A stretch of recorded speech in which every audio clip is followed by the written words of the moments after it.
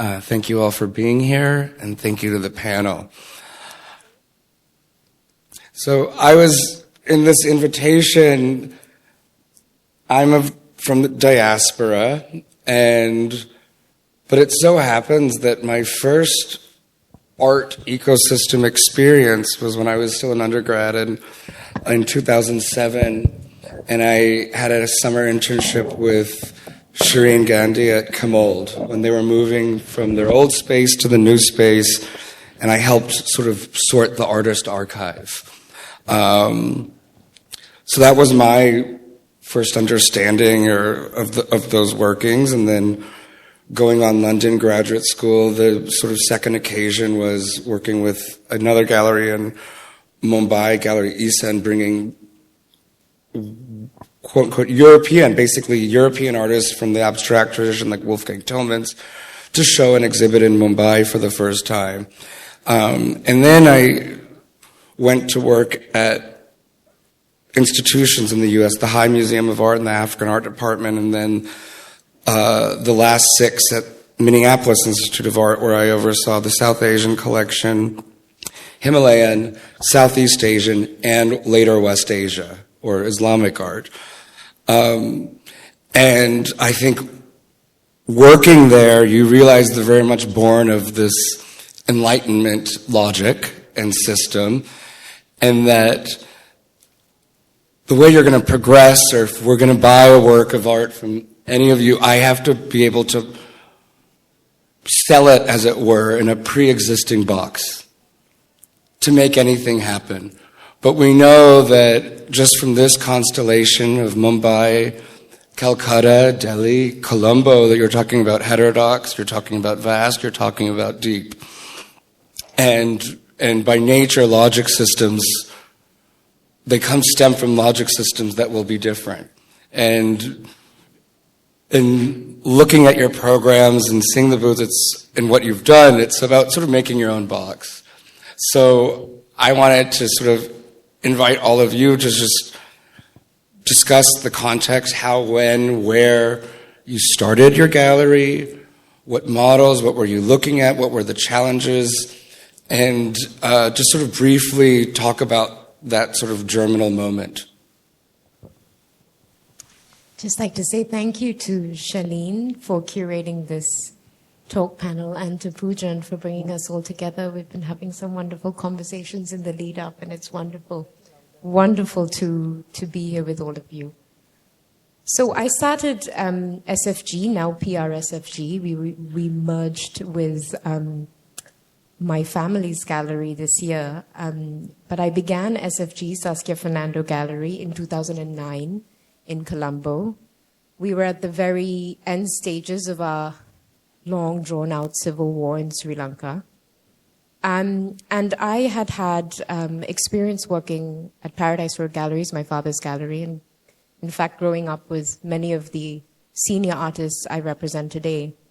And I began the gallery wanting to work more internationally with artists that I had experiences with and gotten to know. And I wanted to create a freestanding space in Sri Lanka, which already had 2 wonderful galleries, but galleries that were complementary to other spaces, and also that were based on exhibition calendars and not necessarily representation. So I had this goal as a young adult to professionalize the industry, and that was where I started. And I started small. I had a wonderful little space that was a gallery decades before I took it over, and I had a wonderful low rent from a nice older an older lady who we knew. And it was a great, easy model. I mean, I had the privilege of being able to access very important Sri Lankan artists, and I realized that I was lucky with that because I was coming in as second generation. A lot of these artists had worked with my father. They were collected by my father, and that's something I had the privilege to access. And, we had a consignment of work, and we started small. And something I realized I had to do was to grow gradually and grow organically, and it's been 16 years now, so it's been interesting to look back, actually, because of this conversation, think about the reasons I started. And it was really with that intention. And things change as a gallerist. I think we'll all be in agreement with that. Your goals and your objectives change over the years. But in Sri Lanka, we were working with a much smaller scene, much smaller audience. It's changed in 16 years. But your goals also and how you work with your relationships also change maybe every 5 years. I had this aim to access art fairs, do international collaborations, and we have done that over the last nearly 2 decades.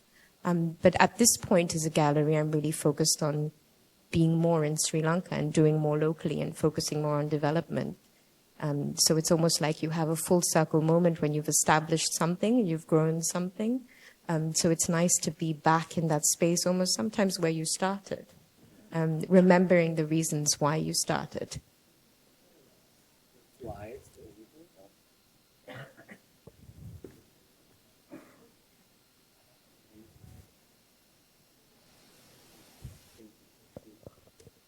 Thank you.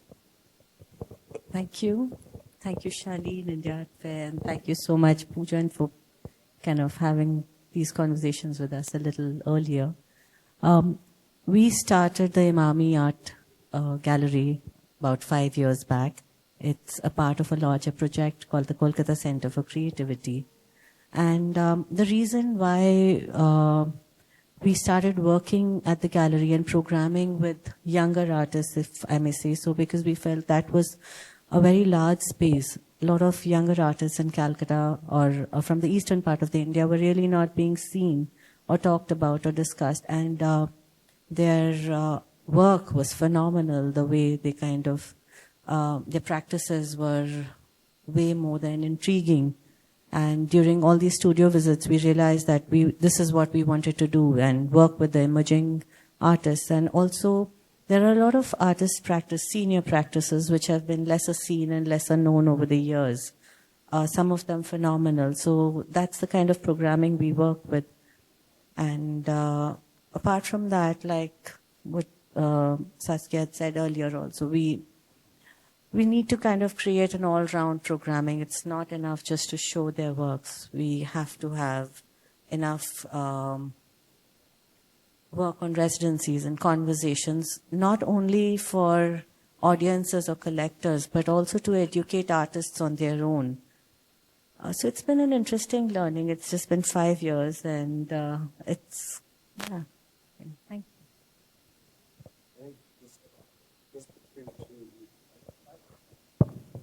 I have a loud voice. Between the two of you, it's sort of, you think of Kolkata, the immense sort of cultural freight there, and you're saying, well, what about all these young artists? And that you had to find a sort of niche there, whereas I think you were sort of establishing a foundation that was. So I think now we've gone through 2 cities, and now let's carry on. Oh, would you like me to? Yeah, so my journey into art started really in my teenage years when I was convalescing at home, and I came across these Time Life books on artists, and I was really intrigued by those books on Goya, Dürer, Rembrandt. And that really was my introduction to art.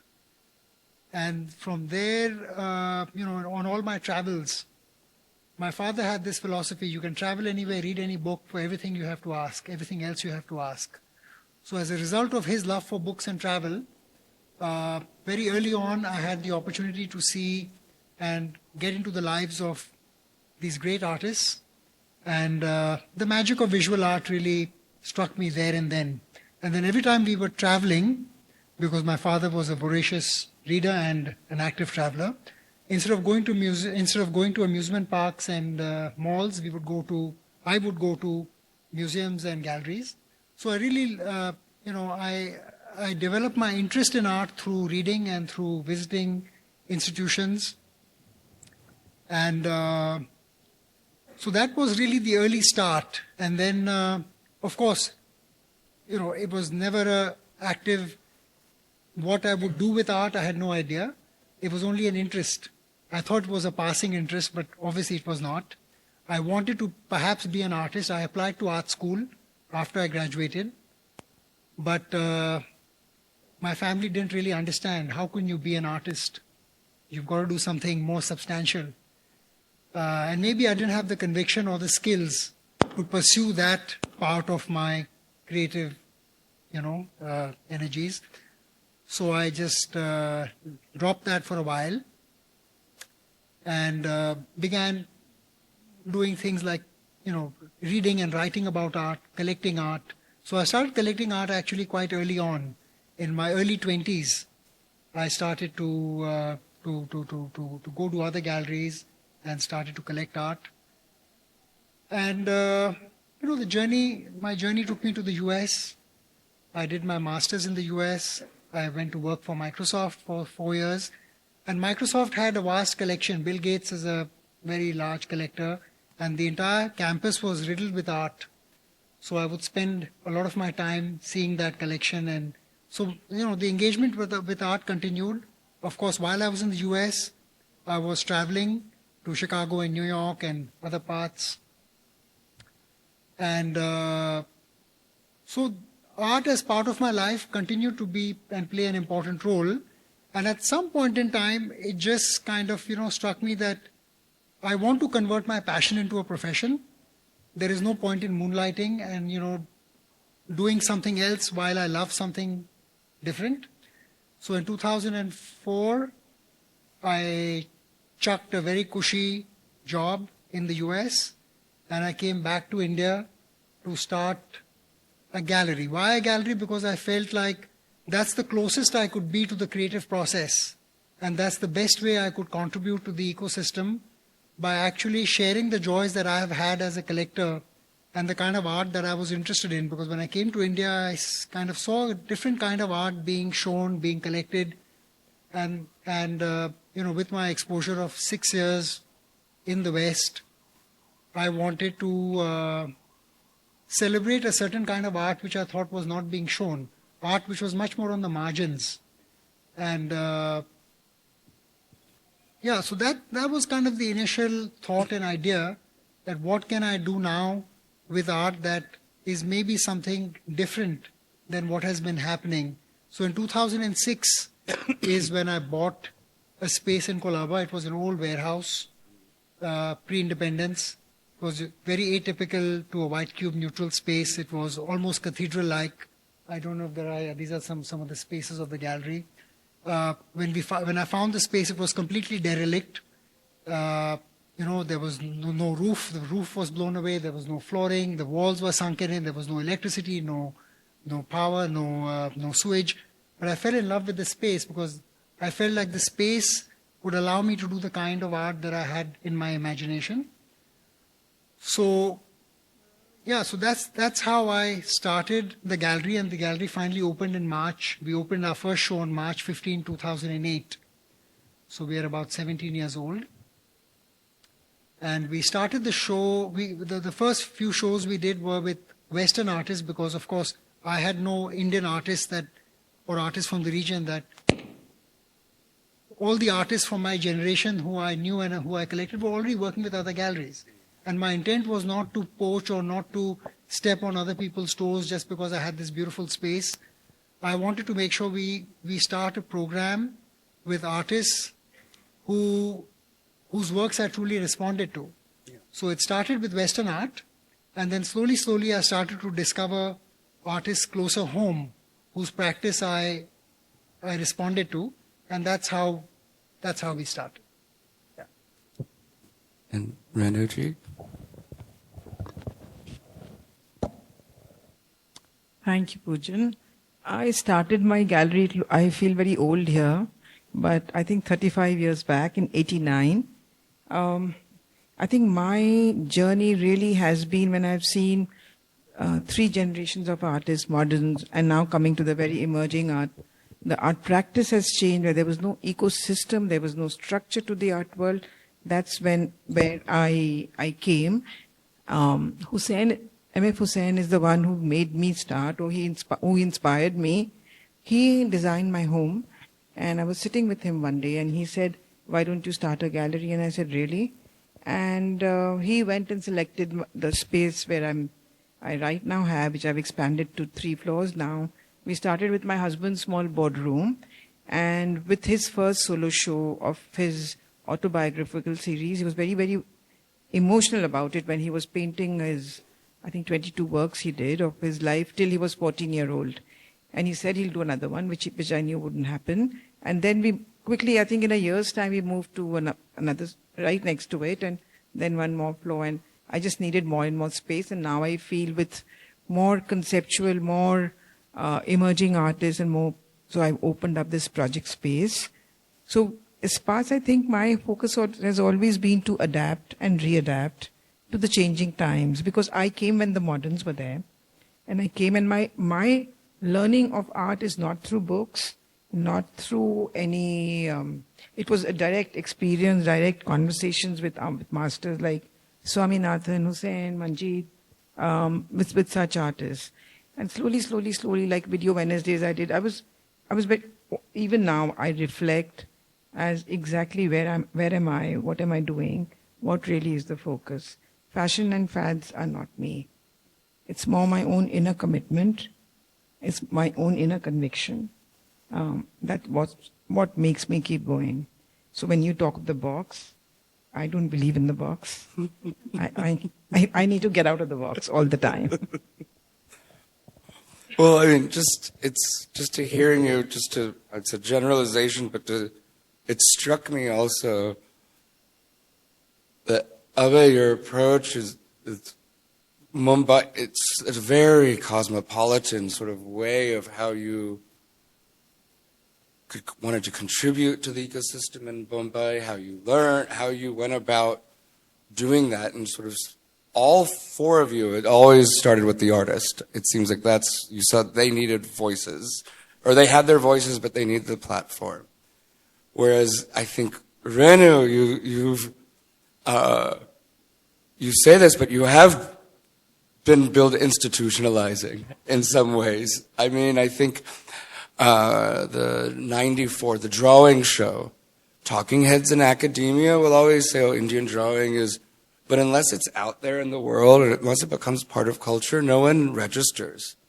And that helps you, when you understand that, you'll look at everything different when you're at the fair. And so I think in that way, you've also all figured out a way to sort of support curators, support discussions, do residencies, and you found that there's sort of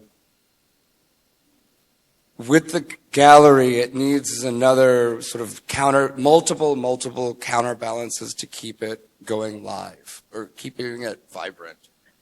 I don't know if you wanted to discuss that more. So, definitely, apart from just showing an artist and a gallery, it is very important to be a part of fairs, be a part of the bigger shows, and also constantly work not just with them developing your career, and but like what Renuji very rightfully said, thinking out of the box, thinking a little differently, what you can do better for the artists who are working with you, and also creating an ecosystem. That's something which we forget to appreciate a lot of times, that there is a complete ecosystem of artists who work very similarly to any other vertical of profession. So it's important to understand that we need to place them right, we need to help them grow at different levels and be seen at the right places or the right shows. When we are programming our calendar, we normally try to fit in enough conversations with each show, and a lot of programming is done also to bring in audiences from different strata, because those conversations with collectors are very important. One has to understand that it's not just buying an artwork which is important. You have to also know a little more about the artist, a little more about their practice. I think that kind of draws you to the work more often than not. And I think that a really interesting thing about the fact that what we all have in common is our passion is what drove us to start galleries, but also be involved and immersed in the art scene. In Sri Lanka, our art ecosystem is very, very different. And the amount of work that we sort of take on via this responsibility of having these galleries in very vibrant art ecosystems, but ecosystems that need support, mean that we have to do what, in fact, these models we might turn to as examples in the West would never consider taking on. I mean, we've started talks programming via the gallery. We've started fundraising via the gallery. We've started production grants via the gallery. We've tried now to move that more into a foundation space because, I mean, we have to always make sure that the gallery is first and foremost supporting the artists that we work with. But I think it's very necessary to consider these structures, and it's been really refreshing for me personally to learn how many gallerists in India are working across these two spaces. And when I began, I wasn't aware of that, but I am now, and I'm learning via these models. Actually, I find the parallels within our region teach me a lot more about how to work within the ecosystem in Sri Lanka, because there are more commonalities between our worlds. And I think, learning how India was not in too different a space not too long ago, like Sri Lanka, even though we're much smaller, it gives us also motivation to continue. But we do take on a very important role where it's not just about selling work, it's about engaging with a wider audience, and we do have that responsibility because that is also the next generation. In the gallery, we work across leading contemporaries and younger, which is not always an easy thing to do because it's different roles you play, different relationships. But I mean, it's all incredibly important. I think engagement is so important. It's in all the Southeast Asian countries, especially the SAARC countries, where the audiences are very new to art. So what Saskia is doing, what Richa is doing, Abhay or me, all of us. And I don't think these countries, our countries, had an ecosystem. It's now which the art fair, the museums, collectors, all coming up. Well, I mean, that's... And curators coming up. Curators, too.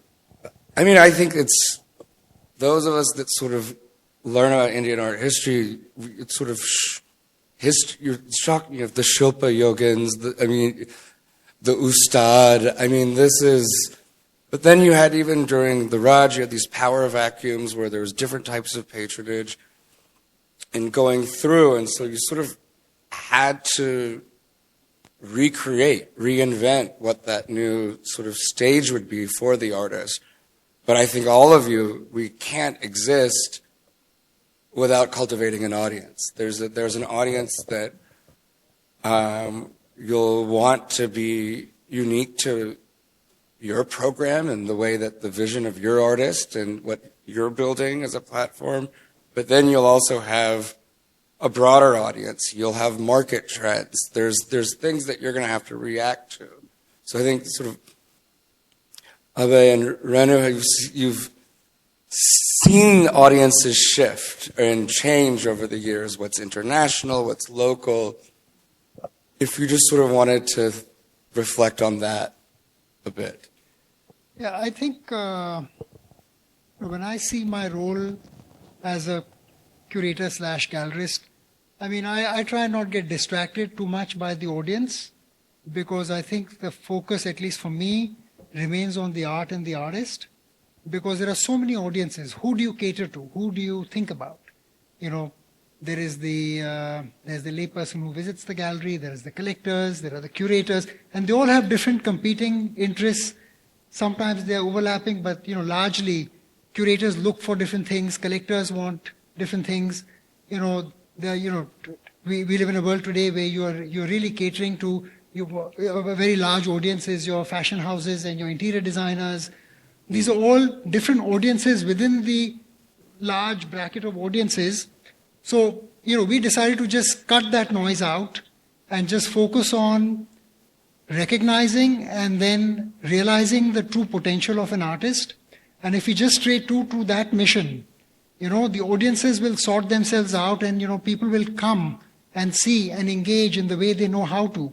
Because if we start to think about audiences, we get distracted. If I start to think about who's coming, who's buying, who's writing, I think we'll just get lost. So at least as a gallery and as a curator, I've just focused on what do I need to do to make the art happen, to make magic happen with the artist and with the gallery and with the space that we have. Give them the tools and the resources they need to do their best work. And I think as long as we do that, as long as we keep art at the center, the audiences will, because the audiences are continuously changing. If we look back to how people thought about engaging with art 20 years ago or 30 years ago when I started in my early 20s, looking at galleries and collecting art and, talking about art and writing about art. I mean, the whole world has changed. So I think, we decided very early on that we would not focus on the market, focus on the collectors, focus on the curators, because that's a lot of things to think about. So we have a very single-minded focus on working with art and working with artists and putting them in the center, putting that in the center. And then audiences keep shifting and changing and, they come and go. We had a wave of international curators coming in the mid-2000s. India was the flavor of the decade. Becoming more now. Yeah, becoming more now. But so things keep changing. Then it became China, then it became South America, and then now it's back to India. So I just think we can't get too distracted. And I think it's also now becoming a bit problematic because there's so much of a pressure to create work for a certain audience that if we start to go down that road, today we get so much of, I would not say pressure, but there is so much of, like fashion. When art and fashion start to kind of become bedfellows, the distinction between the two starts to become very blurred. And fashion houses, they have the muscle, they have the money, and they want to do things. They want to kind of standardize art into a kind of a model that makes sense for them. And I think we need to be very, very careful in terms of what we ask our artists to do or not do, or encourage them to do or not do, because it can be very glittery and sexy, and it can get you a lot of eyeballs on Instagram and other platforms, but it can be very detrimental to the art. So I think we really need to be very patient and very rooted, because otherwise we're just going to lose the very essence of what art and artists are meant to be and meant to do. So I think, to answer your question very shortly, I think it really is about the art. And personally, I feel like I don't really pay attention to the audiences because I see that shift happening very quickly, So I think and the art is constant. So I focus on what is constant, and I let the shifting, like the clouds, they're constantly moving. So the audience keeps shifting and moving. So we try and stay focused on the art and let that shift happen around the art. So that's just been a philosophy. Well, I'm just reflecting on what one could say that Indian cloth is its greatest art, and I'm sure there were times when you were cultivating a collector where you just thought, if your art budget was your sari budget, or this would not be a problem.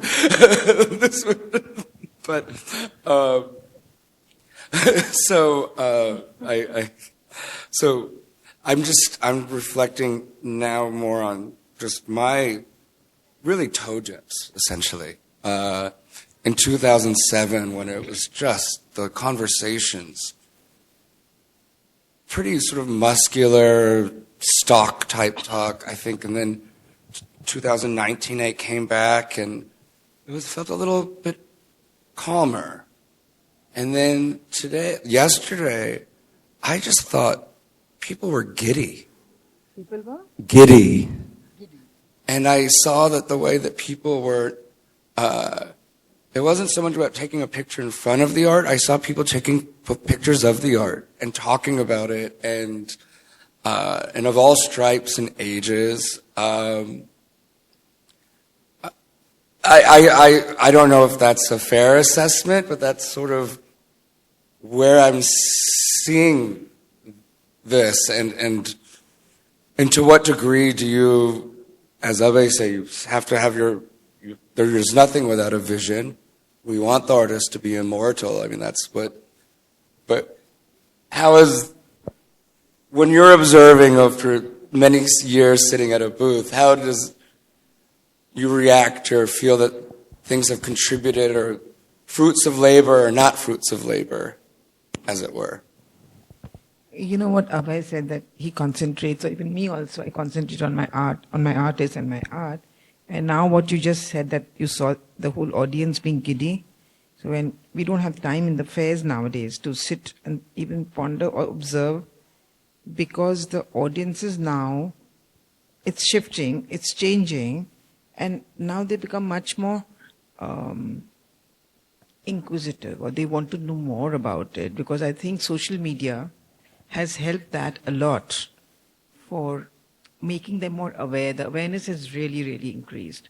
So that way the audience has changed, and they're more giddy, and they want to know more about art. And they do come and question at the gallery about art. I feel that. It's much more. I mean, we're talking about a very different audience in Sri Lanka. So as much as I would like, as much as our programming is always focused on the artists and their practice, and we don't try to influence that to suit the audience, we have to be very focused on audience building and connecting. We don't have the same kind of collector base or audience as you do in India, and that's why we come to the fairs here and we connect and we co-represent with Indian galleries, something we've started to do quite a lot in the last few years. So we have to focus a lot on something very different, on a very, very different audience. And that's why we have to do so much in the developmental space as well with the foundation. And it's not easy, actually. It's not easy, but it's incredibly important, because at the end of the day, our gallery is based in Sri Lanka, and I will always be based in Sri Lanka, because that's why we're doing what we do, and that's what I'm most passionate about, is developing the visibility of Sri Lankan contemporary art. And I think, yeah, but it's wonderful to come and engage. This is our 4th or 5th time participating in the fair. And I mean, for us, of course, it's intense. I mean, you really don't have time to stop. It's exhausting. But it's a good exhausting. And then we go back to a very calm pace in Sri Lanka, you know. Yeah, it's a complete shift. So we know what we're coming into for a few days. Yeah, but it's a very different world.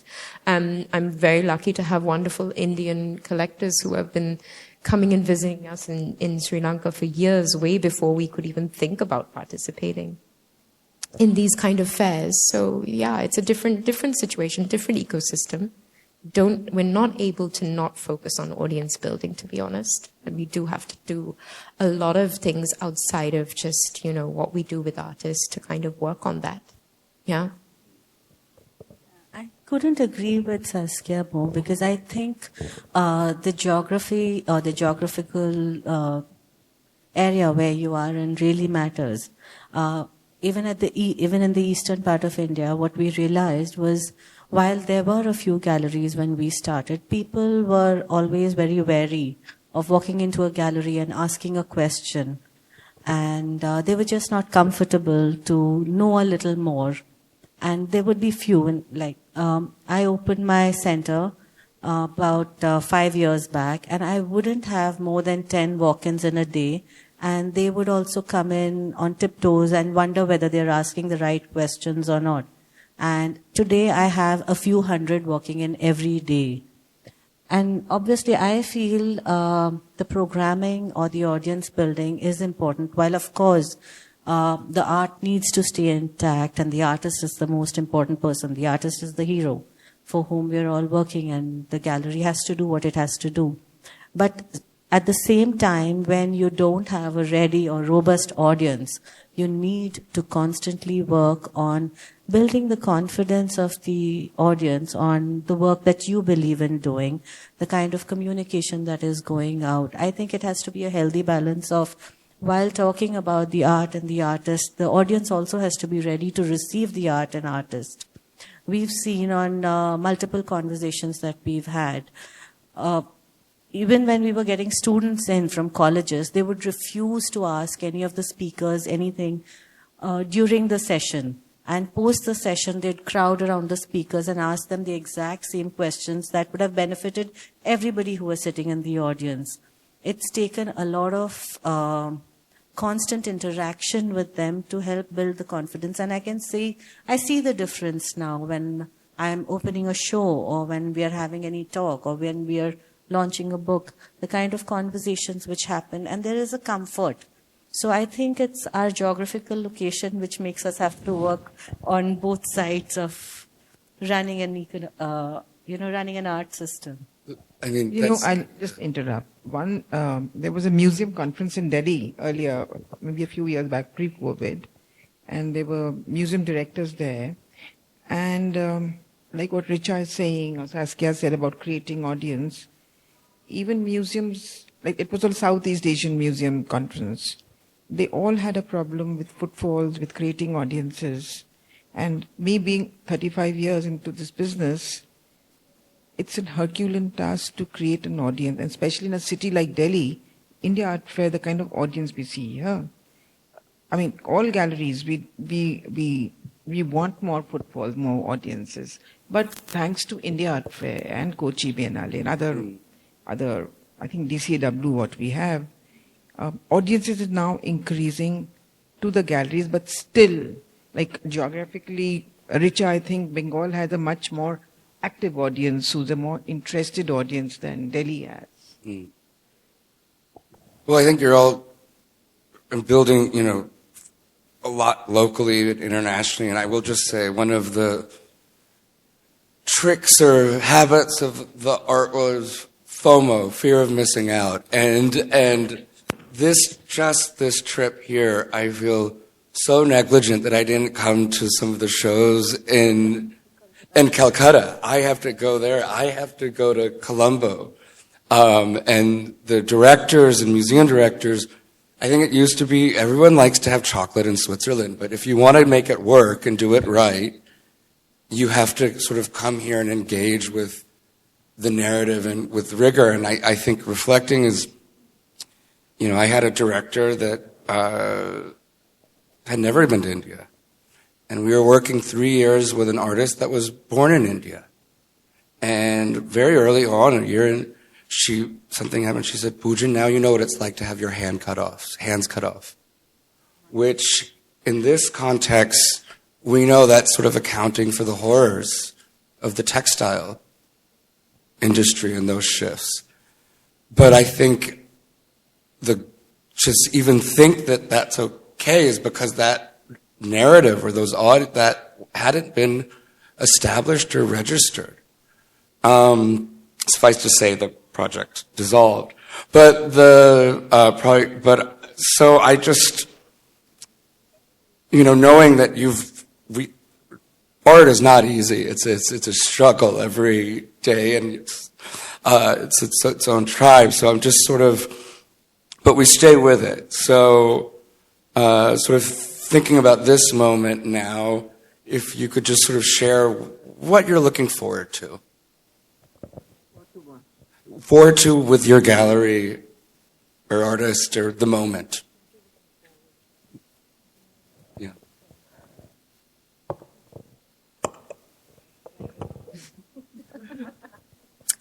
I'm looking forward to what we're working on right now. In fact, we're now in our second edition of Color, which is a platform we started via the foundation in the non-profit space.